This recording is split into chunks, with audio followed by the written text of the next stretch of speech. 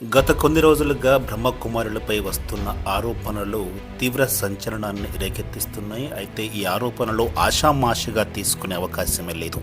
ఎందుకంటే బ్రహ్మకుమారి సమాజంలో వస్తున్న మహిళలు, ముఖ్యంగా పెళ్లిగాని యువతి యువకులపై తీవ్రమైన ప్రభావం చూపించే విధంగా ఈ వ్యాఖ్యలు ఉన్నాయి. ముఖ్యంగా యువతలో ఎవరైతే అమ్మాయిలు ఈ ఆశ్రమంలో చేరుతారో వారిని ట్రాన్స్లోకి తీసుకువెళ్ళి వారిపై లైంగిక బలాత్కారం జరుగుతోంది అని ఈ ఆరోపణల యొక్క పెద్ద అంశంగా ఉంది. దీని గురించి ప్రస్తుతం అందరూ కూడా తీవ్రంగా ఆలోచిస్తున్నారు. బ్రహ్మకుమారి సంస్థకు ఉన్న పేరు మర్యాదలు అంతా ఇంత కావు. సమాజంలో వారికి మంచి ఉన్నత స్థానమే ఉంది. అయితే ఒక్కసారిగా వస్తున్న ఆరోపణలతో బ్రహ్మకుమారి సంస్థపై ప్రజలకు నమ్మకం సన్నగిల్లే పరిస్థితి ఏర్పడింది.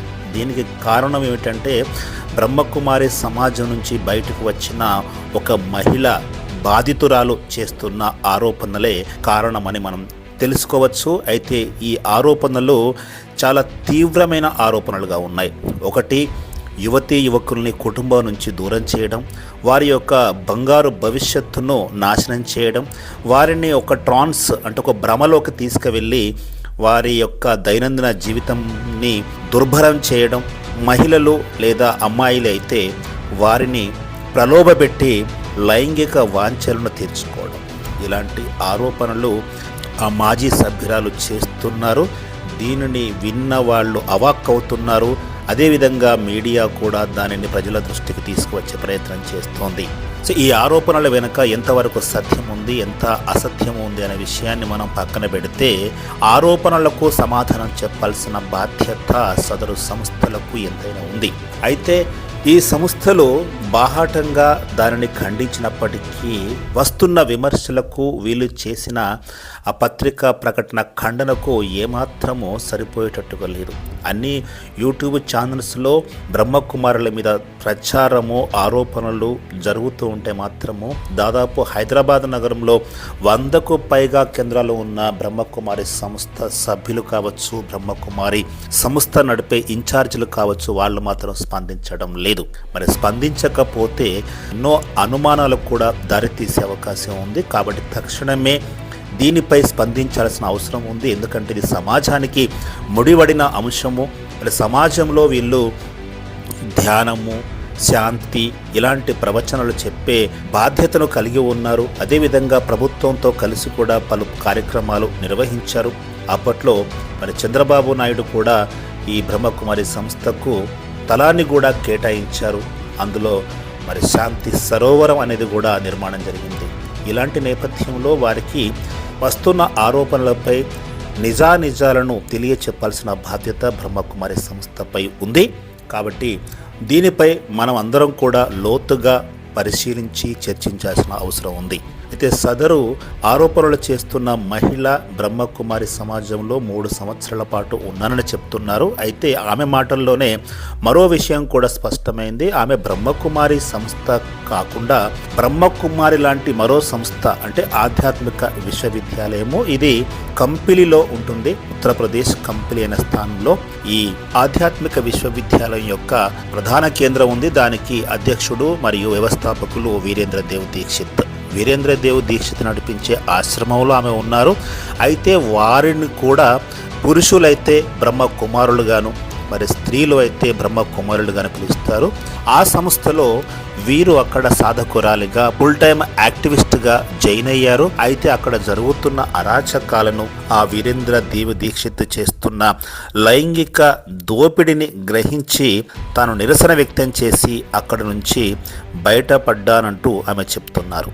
నిజమే, ఇలాంటి ఆధ్యాత్మికత చాటున మరి అలాంటి సంస్థలు నడిపిస్తున్న పెద్దలు మరి ముసుగు వేసుకొని చేస్తున్న లైంగిక దాడులపై తిరగబడాల్సిన సమయం వచ్చేసింది. ఆమె తెగువకు, ఆమె యొక్క సాహసానికి తప్పక అందరూ అభినందించాల్సిందే. అయితే ఈ ఆధ్యాత్మిక విశ్వవిద్యాలయానికి మరి ప్రజాపిత బ్రహ్మకుమారి విశ్వవిద్యాలయానికి ఏమైనా పోలికలు ఉన్నాయా?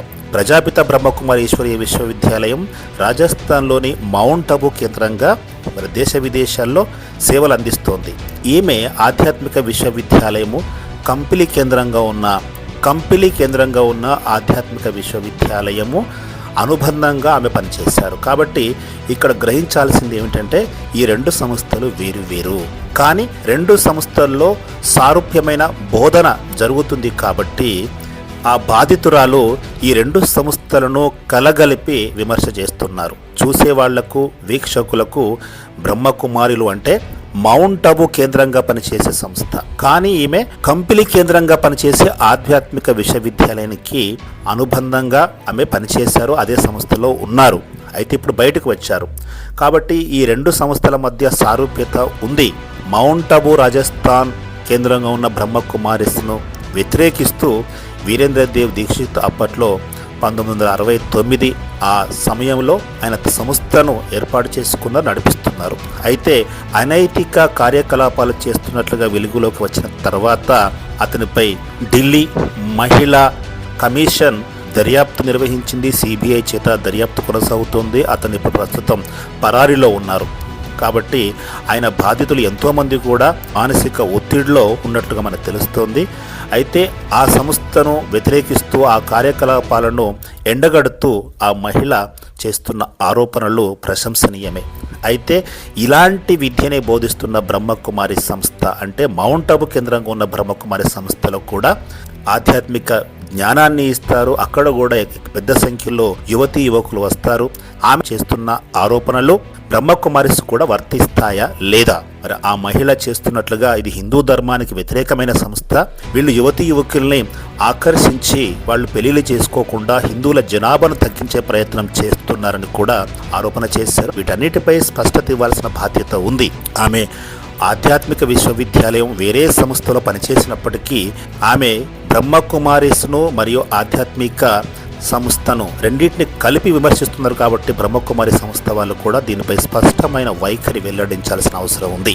ఇప్పటికే బ్రహ్మకుమారి సంస్థకు హైదరాబాద్ పరిసర ప్రాంతాల్లో హిందూ వ్యతిరేక సంస్థగా మరి ఆరోపణలు ఎదుర్కొంటున్నారు. వీళ్ళు ఆ దేవాలయాలకు వచ్చినప్పుడు ప్రసాదాన్ని స్వీకరించరు, తిలకాన్ని కూడా ధరించరు అనే ఆరోపణలు ఉన్నాయి. ఈమె చేస్తున్న ఆరోపణలతో బ్రహ్మకుమారి సంస్థపై తీవ్ర ప్రభావం పడే అవకాశం ఉంది. ఆధ్యాత్మిక విశ్వవిద్యాలయము అదేవిధంగా ప్రజాపిత బ్రహ్మకుమారి ఈశ్వరీయ విశ్వవిద్యాలయము రెండు ఒకటేనా?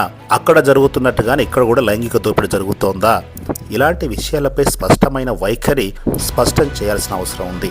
ఆమె చేస్తున్న ఆరోపణ ఈ రెండు సంస్థలపై చేస్తున్నారు. ఎందుకంటే ఆమె ఉద్దేశంలో రెండు సంస్థల్లో ఒకే రకమైన దోపిడీ జరుగుతోంది. అక్కడ సాధకుల యొక్క జీవితాన్ని చిన్నాభిన్నం చేస్తున్నాయని ఆమె ఆరోపిస్తున్నారు.